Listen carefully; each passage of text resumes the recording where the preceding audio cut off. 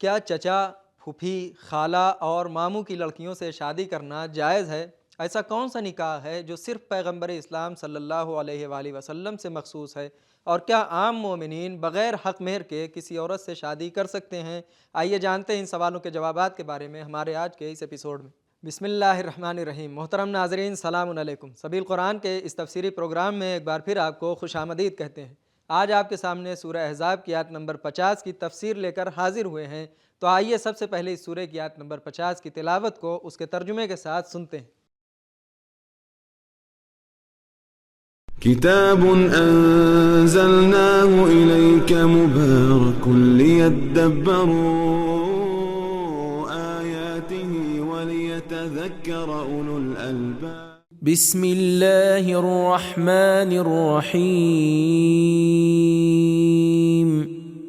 يا أيها النبي إنا أحللنا لك أزواجك اللاتي آتيت أجورهن وما ملكت يمينك مما أفاء الله عليك وبنات عمك وبنات عمك وبنات عماتك وبنات خالك وبنات خالاتك اللاتي هاجرن معك وامرأة مؤمنة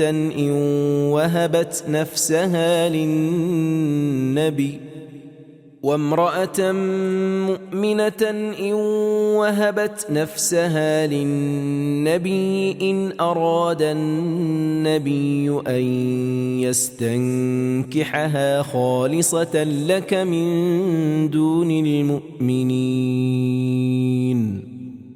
قد علمنا ما فرضنا عليهم في أزواجهم وما ملكت أيمانهم لكي لا يكون عليك حرج وكان الله غفورا رحيما۔ اے نبی، ہم نے تمہارے واسطے تمہاری ان بیویوں کو حلال کر دیا ہے جن کو تم مہر دے چکے ہو، اور تمہاری ان کنیزوں کو بھی جو خدا نے تم کو بغیر لڑے بھیڑے مال غنیمت میں عطا کی ہیں، اور تمہارے چچا کی بیٹیاں اور تمہاری پھوپھیوں کی بیٹیاں اور تمہارے ماموں کی بیٹیاں اور تمہاری خالاؤں کی بیٹیاں جو تمہارے ساتھ ہجرت کر کے آئی ہیں حلال کر دیں، اور ہر ایماندار عورت بھی حلال کر دی اگر وہ اپنے کو بغیر مہر نبی کو دے دے اور نبی بھی اس سے نکاح کرنا چاہتے ہوں، مگر اے رسول، یہ حکم تمہارے واسطے خاص ہے اور مومنین کے لیے نہیں، اور ہم نے جو کچھ مہر یا قیمت عام مومنین پر ان کی بیویوں اور ان کی کنیزوں کے بارے میں مقرر کر دیا ہے ہم خوب جانتے ہیں، اور تمہاری رعایت اس لیے ہے تاکہ تم کو بیویوں کی طرف سے کوئی دقت نہ ہو، اور خدا بڑا بخشنے والا مہربان ہے۔ تلاوت اور ترجمے کو سن لینے کے بعد اب آئیے اس آیت کے نکات کو بھی سن لیتے ہیں۔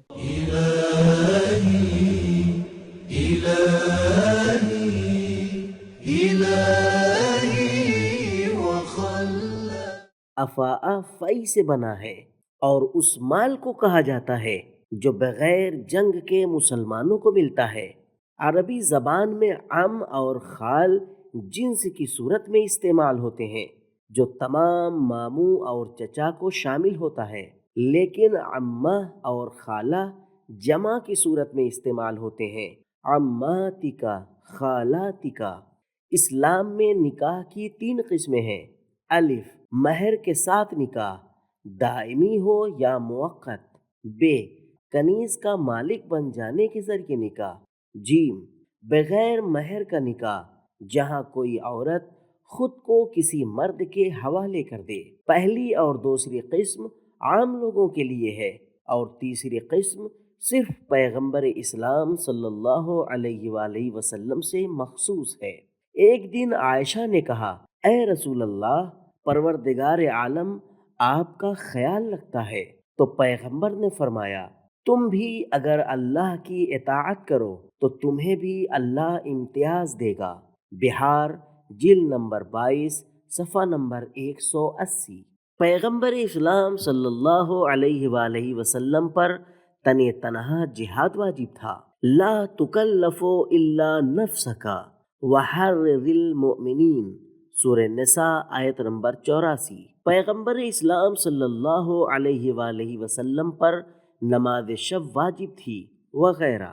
ان تمام سختیوں پیغمبر کے بقول جتنی اذیت مجھے دی گئی کسی اور نبی کو نہیں دی گئی کے بعد اگر پیغمبر کو ایک مادی امتیاز دے دیا گیا تو اس کی کیا حیثیت ہے؟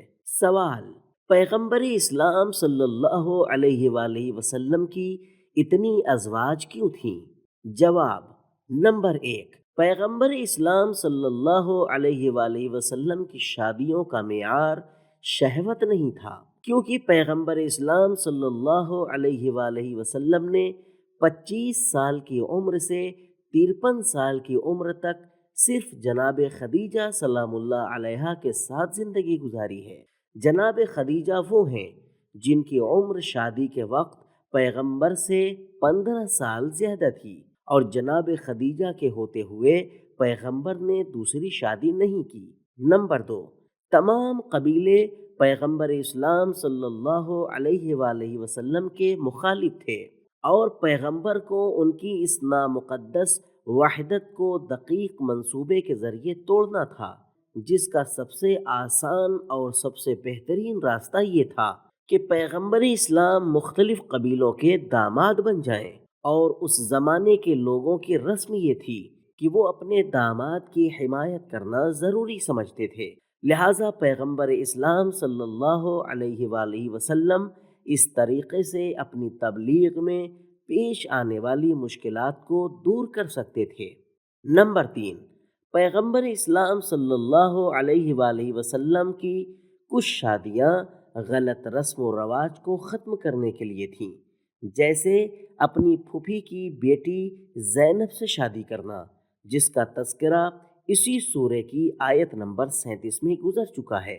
نمبر 4، کچھ عورتوں سے پیغمبر نے صرف عقد کیا تھا، ان سے نزدیکی نہیں کی تھی، اور بعض قبیلوں سے صرف شادی کی درخواست کی تھی، عقد بھی نہیں کیا تھا، اور یہی طریقہ لوگوں سے رابطے کا سبب بنا۔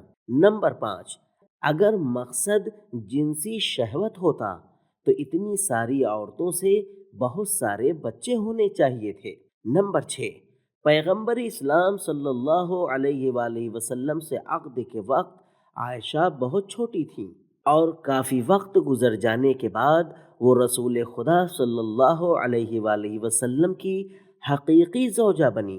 اگر جنسی شہوت مقصد ہو تو انسان کسی چھوٹی بچی سے شادی کیوں کرے گا؟ نمبر 7، ہمیں پیغمبر کا مقابلہ خود سے نہیں کرنا چاہیے، ہم تو صرف ایک زوجہ کی وجہ سے بہت سی توفیقات سے محروم ہو جاتے ہیں، لیکن پیغمبر اتنی ساری ازواج کے باوجود تبلیغ، عرفان اور مناجات میں اس طرح غرق رہتے تھے کہ اللہ نے ان کو خطاب کر کے فرمایا، لوگوں کی ہدایت کے لیے اتنی فکر کیوں کرتے ہو؟ فَلَعَلَّكَ بَاخِعٌ نَفْسَكَ، سورہ شعراء آیت نمبر 3۔ خود کو اذیت میں کیوں ڈالتے ہو؟ لِتَشْقَى، سورہ طٰہٰ آیت نمبر 2۔ کیوں حلال چیزوں کو خود پر حرام کرتے ہو؟ لِمَا تُحَرِّمُ، جی ہاں، معرفت کی تیز ہوائیں پیغمبر اسلام کے خیمہ وجود کو اس طرح بلند کر دیتی تھیں کہ اتنی ساری ازواج بھی ان کو پرواز کرنے سے نہیں روک پاتی تھیں۔ بہرحال پیغمبر اسلام صلی اللہ علیہ وآلہ وسلم کی دوسری شادیاں 53 سال کی عمر کے بعد ہوئی ہیں، وہ بھی بیوہ، غمزدہ اور مطلقہ عورتوں سے۔ وہ بھی شادی پیغمبر کی عدالت، معمولی زندگی اور بعض کی عیش و آرام بھری زندگی کی خواہشات کو نظر انداز کرنے کی مکمل رضایت کے ساتھ۔ ان سب کے علاوہ اس زمانے میں کئی شادیاں کرنا کوئی عیب نہیں مانا جاتا تھا، اور کبھی کبھی تو پہلی زوجہ اپنے شوہر کی دوسری شادی کا پیغام خود لے کر جاتی تھی۔ اور بھی 10ویں باتیں ہیں جن پر غور کرنے کی ضرورت ہے۔ نکات کو سن لینے کے بعد اب آئیے اس آیت میں موجودہ پیغامات کو بھی غور سے سنتے ہیں۔ كتاب أنزلناه إليك مبارك ليدبروا آياته نمبر 1، حلال اور حرام کا معین کرنا اللہ کے ہاتھ میں ہے۔ اِنَّا أَحْلَلْنَا لَكَ، اپنے شخصی مسائل میں پیغمبر اسلام بھی اللہ کے قانون کے تابع ہیں۔ نمبر 2، عورت کے لیے مہر کا ہونا ضروری ہے اور اس کا ادا کرنا شوہر پر واجب ہے۔ نمبر 3، جنسی خواہشات کو سنجیدگی سے لینا چاہیے، یہاں تک کہ کنیزوں کو بھی۔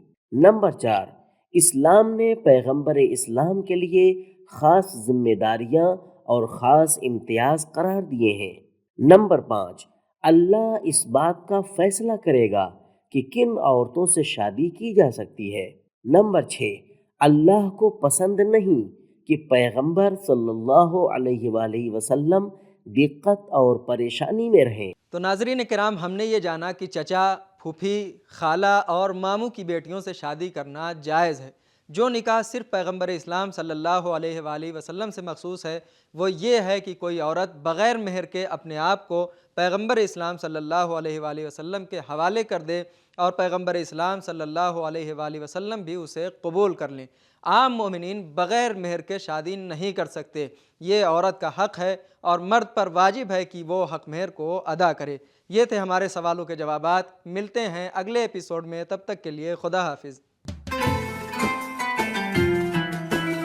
سبیل قرآن، قرآنی سماج کی پہچان۔